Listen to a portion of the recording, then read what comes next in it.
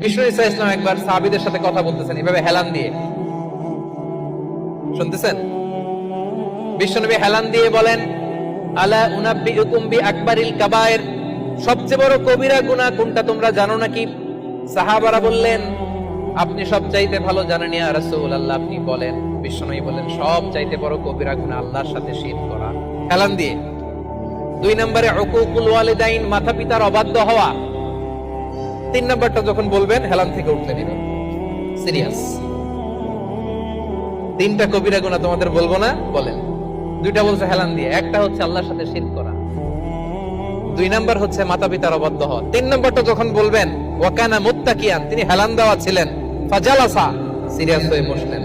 এরপরে বললেন, আলা ওয়া কওলুজ জুর, আলা ওয়া শাহাদাতুজ জুর, সাবধান, মিথ্যা বলো না, মিথ্যা সাক্ষী দিও না, মিথ্যা সাক্ষী দিও না, মিথ্যা সাক্ষী দিও না। বিষ্ণু নবী বলতেই লাগলেন।